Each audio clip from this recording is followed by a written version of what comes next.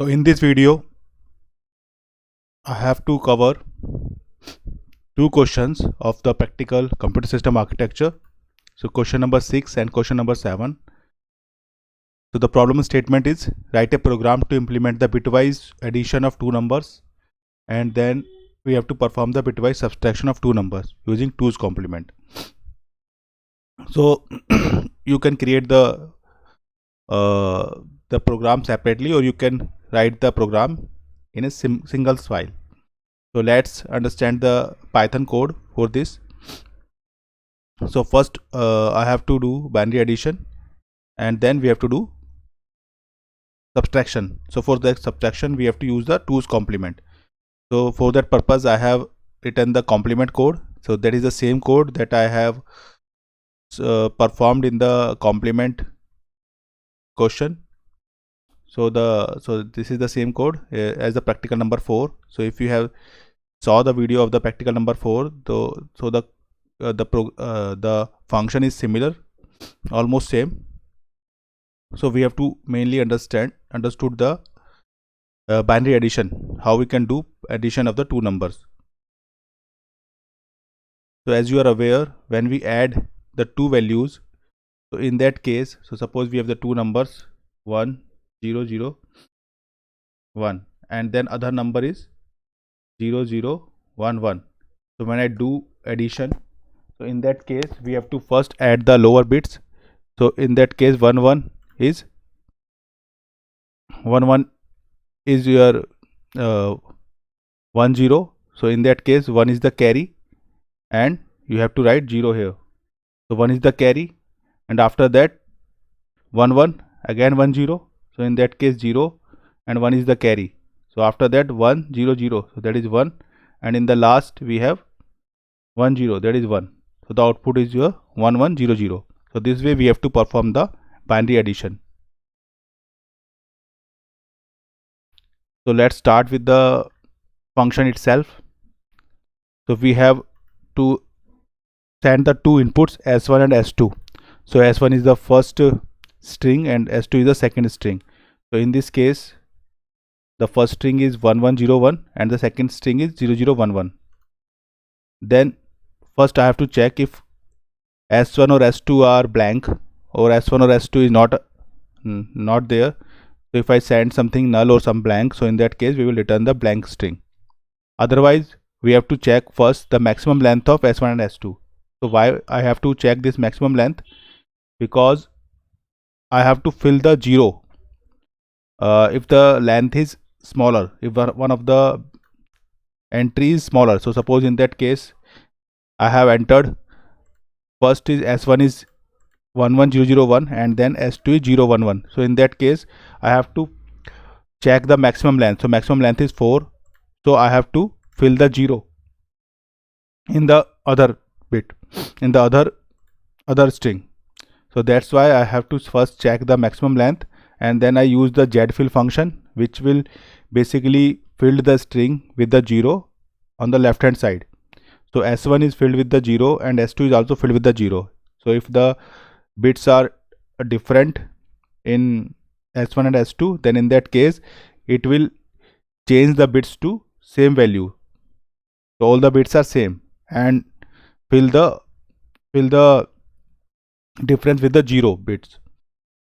So that's why we have performed this zfill here on both the string S1 and S2. Then the result is initially blank and carry is initially 0. So what I have to do, I have to iterate both the string S1 and S2 from the right hand side and then move towards the left hand side. So right to left we have to move, and every time I have to check whether the bits are 1 1, and I have to check also the carry. If the bits are 1 1, so in that case the output is 1 and 0. So it means carry is 1 and the answer is 0. So similarly if both are 0, so in that case it is 0. If one is 0 and another is 1, so in that case I have to check the carry. So I have to also check the carry. So we have 3-4 cases. So first I have stored the index in maximum length -1 because I have to start from the right hand side. Then I have checked while I is greater than equal to 0, and in the end I have do the I equals to I minus 1. So when I becomes greater than equal to 0 till this while loop runs, otherwise it will terminate. So that's what I have to do. I have to start from the length -1 and then move towards the left hand side till I reach the 0. So first what I do, I have read the S1 of I and then S2 of I. So S1 of I and S2 of I is the last bit. So in our case that is 1 and 1. And then I check if the carry, then I check the cases.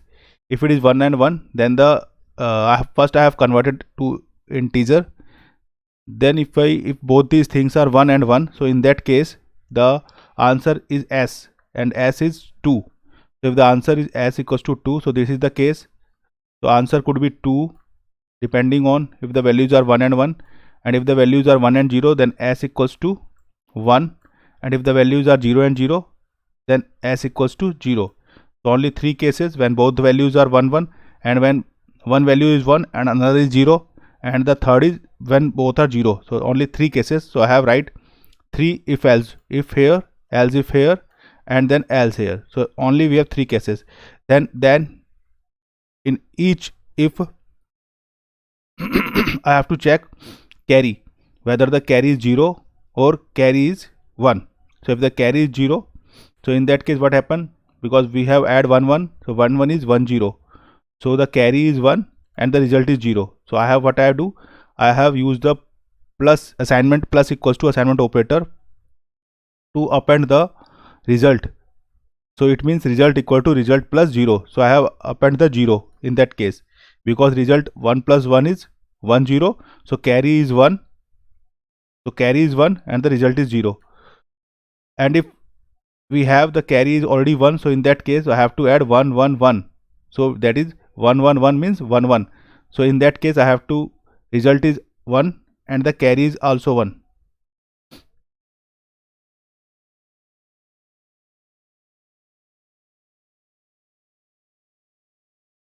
And if the else in else if s equals to 1, so for that purpose, if then again I have to check if the carry is 1. So in that case we have to add 1 1. So when we add 1 1, so what will happen, 1 1 is 1 0.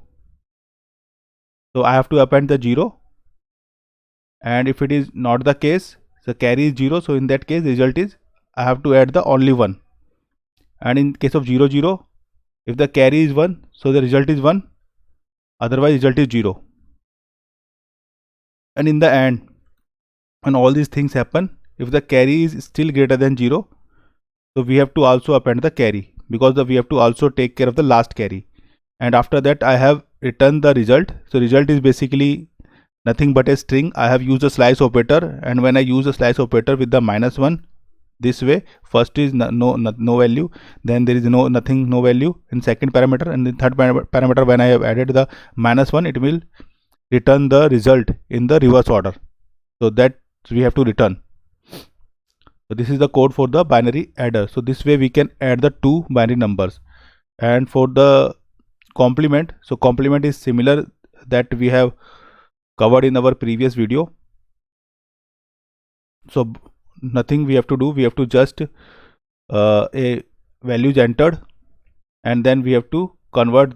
First we have to converted sequence. I have taken a variable converted sequence, then I fill all this converted sequence with the 0. So basically it is a list of zeros having the length equals to binary sequence. So after that I have to take carry bit equals to 1, and then what I do, I have take a loop from 0 to length and check if it is 0. So what we have to do in complement, if the value is 0, then I have changed it to 1, otherwise I have changed it to, if the value is 1, then I have changed it to 0. So suppose we have a number, this number 1100, I have to change it to 1's complement. So what we have to do, I have to change it 0011, and then for the 2's complement, I have to, what we have to do, we have to add 1 also. So that this way we have to add 1. So that is the 2's complement. So I have already converted sequence is basically a 1's complement. Then what I have to do, if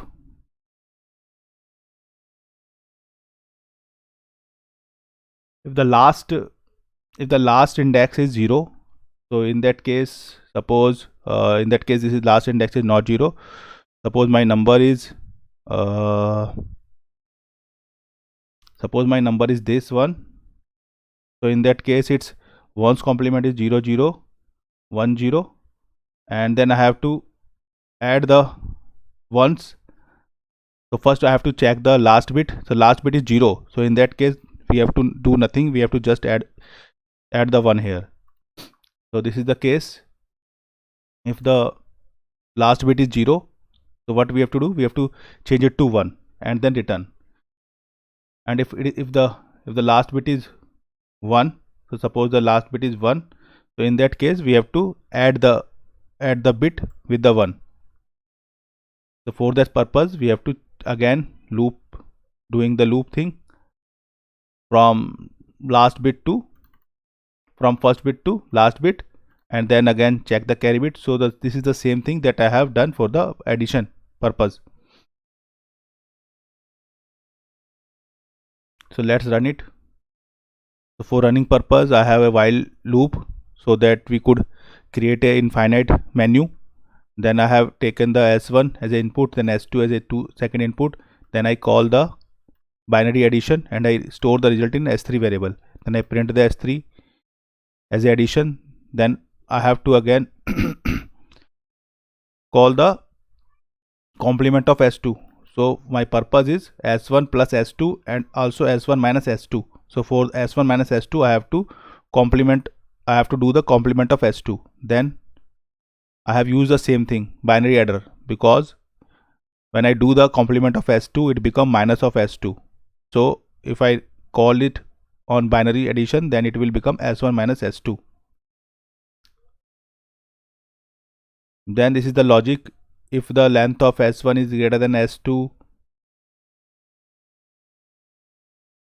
so in that case I have to so suppose after addition we have to maybe the different length of S4 and S2 because of some extra bit. So in that case we have to start the S4 from the first index itself, and if it is 0, so in that case we have to just print this. Otherwise, first I have if the length is different, then I started from the first index. Then I have checked the first index is basically it's now become 0th index, and if it is 0, then I print as it is. If it is 1, it means it may be it is the negative number, so that's why I print the complement. After that I have again asking whether you would like to continue or not. So let's start it and run. So enter the first binary number. So suppose I enter the 1000, that is 8, and then enter 100. So the length is different here. In the first number we have 4 bits, in the second number we have 3 bits, but still the answer could be the same. So there may be some error.